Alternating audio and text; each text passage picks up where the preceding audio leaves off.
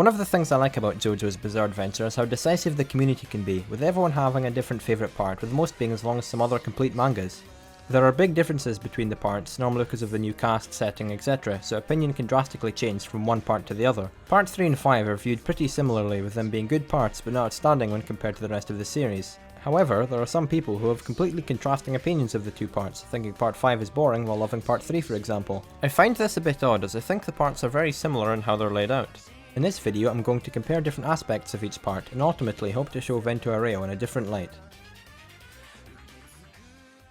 Each part has an overall goal which may change as the story develops. In Steel Ball Run, the goal was originally just to win the race before it became collecting the corpse parts, which resulted in trying to defeat Valentine. Similarly, Diamond is Unbreakable started with the threat of a stand user called Angelo being in Morio, and then the scope of the problem became clear as it turned out someone was shooting people with a bow and arrow. However, it's a lot simpler in part 3 and 5, with the overall goal being made very clear from the get-go. In Stardust Crusaders it's to defeat Dio, and in Vento Aureo it's to climb to the top of the mafia, which ultimately means killing the boss. It's very much a point A to B style adventure, as the cast knows what the stakes are, what needs to be done, and now just needs to get to their destination. There's nothing wrong with being quite simple in premise either, and that may be why the parts are so popular in Japan. They're very easy to get into and feature a lot of fights, making it a standard shonen series which everyone loves.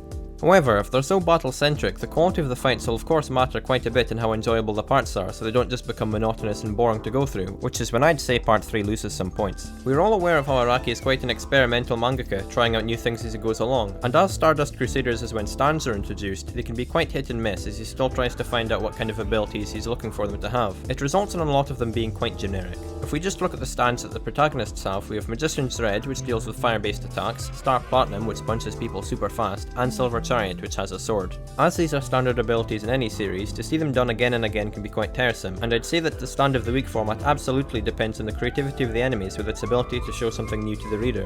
While the cast's stand abilities can't really change, not in part 3 at least, the Egypt arc as it's known in the anime does a good job of helping with this monotony by having some more creative enemy abilities. The Darby brothers, for example, takes a rather standard thing like gambling and adds a whole new level of intensity when stands are introduced. When there are stands with abilities that aren't stand out like cream, the way they end up being dealt with is creative enough to make up for it.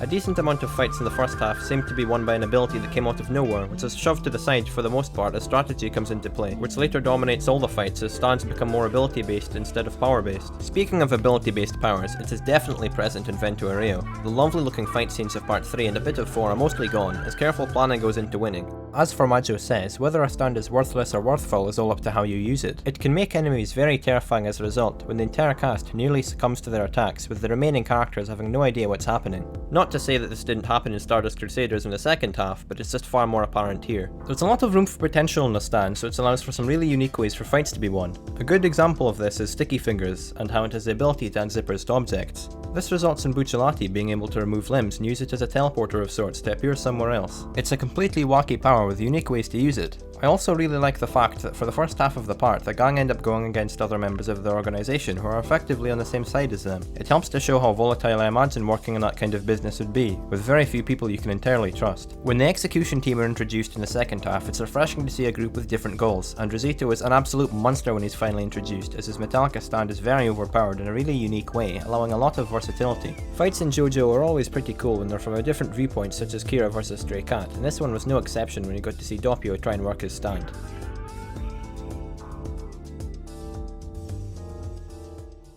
In part 3, I really like the friendship that Kakyoin and Jotaro have, where they seem to have a mutual respect for each other, though Jotaro would never admit it. It's also awesome to see Joseph come back and his interactions with Jotaro. He has a less prominent role in this part, but that's to be expected, and he still brings a lot to it.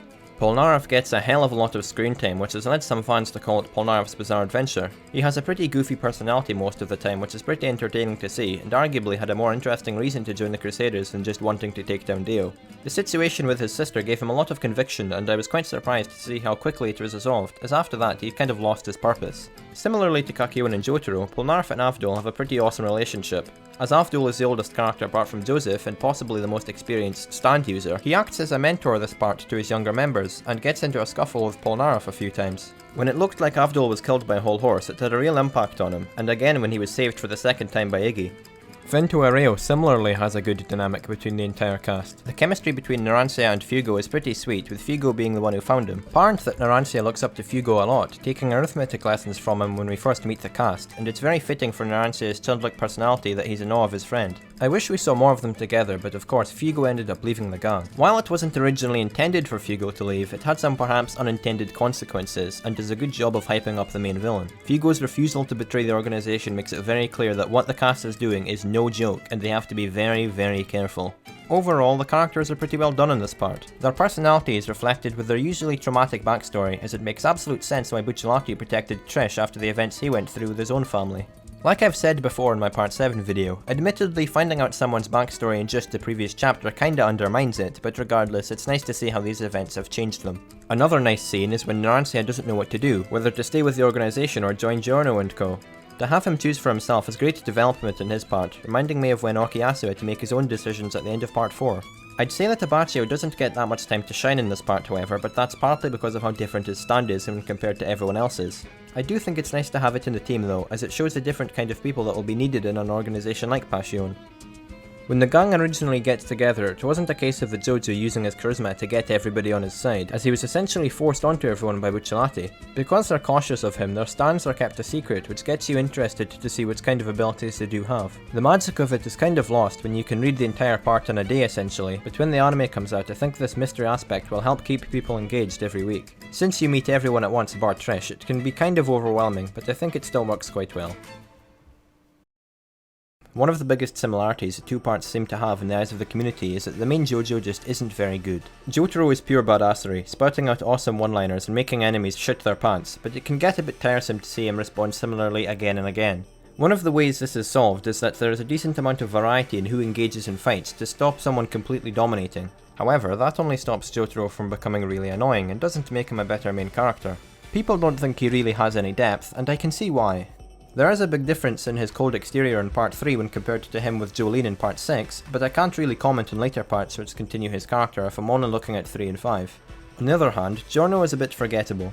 He doesn't have the eccentricity of Joseph or the mix of comedy and seriousness that Josuke has, but he's an interesting character nonetheless. As he is a mix of Dio and Jonathan, he has kindness for his friends and random passerbys, but is absolutely savage to his enemies. He is a very serious, calculating character, which may turn off some, but he is the most ruthless JoJo up until Vento Aureo. Let's not forget him kicking Keiichiro into a splintered lamppost, for example. His personality is part of the reason why I think Vento Aureo excels in its ridiculousness, as it gives some of the villains absolutely brutal deaths, as well as having its wacky stance. Finally, it's time we talk about what you've all been waiting for, the main antagonist. As I said early on with the point A to B format the two parts undertake, there's a key difference between the two. In part 3, we're told that Dio is the villain but have no idea about his stand, resulting in Kakyoin dying to find out the world's power. In part 5, we become aware of Diavolo's stand, King Crimson, just before the halfway point, but don't meet Diavolo himself until right at the end. The problem with this is that Dio was an established villain before part 3 had even begun thanks to Phantom Blood. We had already seen his backstory and motivations, so his return was essentially an encore, a final chance to see everyone's favourite vampire. By showing Diavolo right at the end, we barely know anything about him, which makes the fight somewhat anticlimactic. He just doesn't feel like a final villain, so it's like the cast are just fighting another enemy.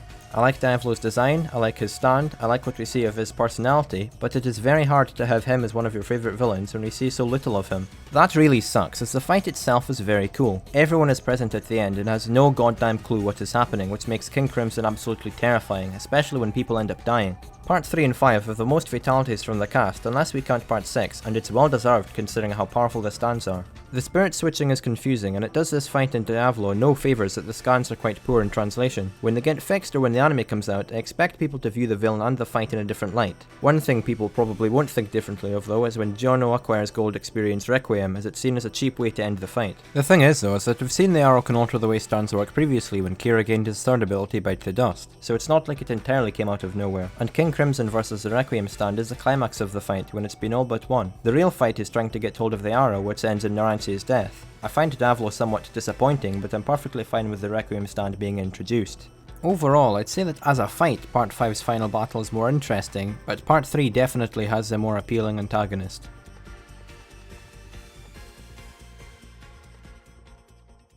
People seem to have a real problem with Part 5, and hopefully I've been able to show people what it does well in my eyes.